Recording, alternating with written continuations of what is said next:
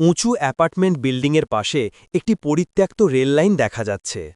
আর্কো, রিশা ও নীল রেললাইনের বেড়ার কাছে দাঁড়িয়ে ফিসফিস করছে। তাদের চোখে কৌতূহল। নীলের ছোট বোন ঋতু একটু দূরে খেলছে। জানিস, এই রেললাইনটার নাকি একটা রহস্য আছে। হ্যাঁ, শুনেছি রাতের বেলা নাকি অদ্ভুত সব শব্দ শোনা যায়। সব বাজে কথা, পুরনো লাইন মরচে ধরে গেছে। ঋতু রেললাইনের একদম কাছে চলে গেছে, একটি প্রজাপতির পেছনে ছুটতে ছুটতে। হঠাৎ দূর থেকে একটি অদ্ভুত ভীতিকর ট্রেনের বাঁশির শব্দ ভেসে আসে। ঋতু চমকে ওঠে, তারপর যেন সম্মোহিত হয়ে শব্দটির দিকে এগিয়ে যায়। ট্রেন! আর্কো, রিশা ও নীল ঋতুর দিকে তাকিয়েছিল। বাঁশির শব্দ থামতেই তারা দেখে ঋতু নেই। তারা দ্রুত রেললাইনের দিকে দৌড়ে যায়, তাদের মুখে আতঙ্ক। ঋতু, ঋতু কোথায় গেলি? ও তো ওই দিকেই যাচ্ছিল। এটা কিভাবে সম্ভব? স্কুলের করিডোরে ছেলেমেয়েরা ভয়ে ভয়ে ফিসফিস করছে। তাদের মুখে ঋতুর নিখোঁজ হওয়ার আতঙ্ক। আর্কো, রিশা ও নীল বিষণ্ণ মুখে দাঁড়িয়ে। এলাকার সবাই বেশ চিন্তিত, কেউ জানে না ঋতু কোথায় গেল। শিক্ষক অনিক তার টেবিলে পুরনো মানচিত্র ও বই দেখছেন। আর্কো, রিশা ও নীল তার সামনে উদ্বিগ্ন হয়ে বসে আছে।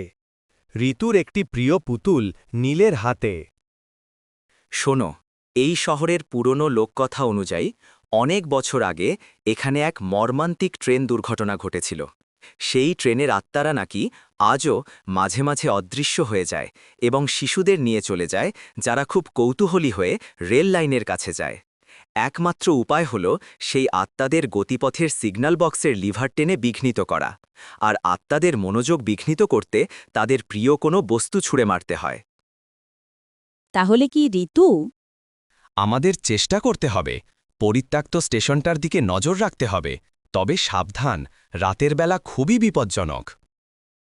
আমাদের চেষ্টা করতে হবে, পরিত্যক্ত স্টেশনটার দিকে নজর রাখতে হবে, তবে সাবধান, রাতের বেলা খুবই বিপজ্জনক।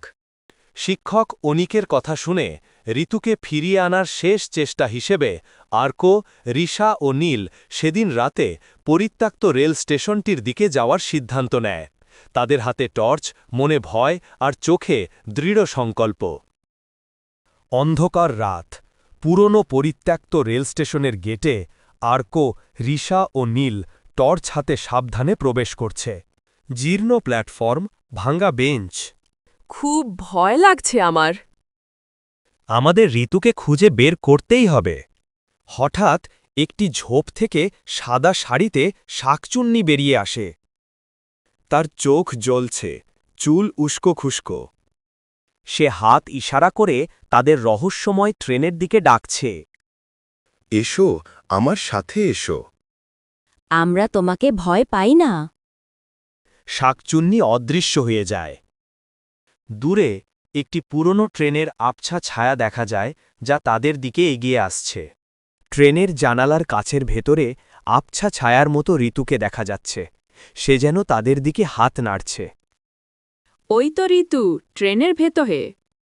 নীল দ্রুত শিক্ষক অনিকের দেওয়া সূত্র মনে করে একটি পুরনো সিগন্যাল বক্সের দিকে দৌড়ে যায়। সে কাপা হাতে লিভার টানতেই ভৌতিক ট্রেনের গতিপথ ক্ষণিকের জন্য বিঘ্নিত হয়। আর্কো ও রিশা একসাথে নীলের হাত থেকে ঋতুর প্রিয় পুতুলটি নিয়ে ট্রেনের দিকে ছুঁড়ে মারে। পুতুলটি ট্রেনের জানালার কাছে যেতেই ট্রেনের গতি আরও কমে আসে। ভৌতিক ট্রেনটি হঠাৎ আলোর ঝলকানি দিয়ে মিলিয়ে যায়।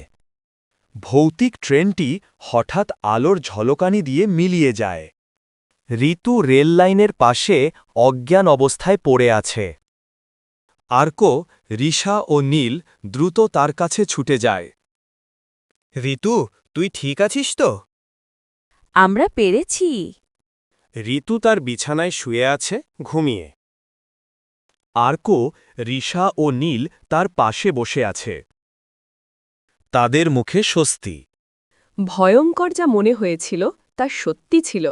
কিন্তু আমরা একসাথে তাকে হারিয়েছি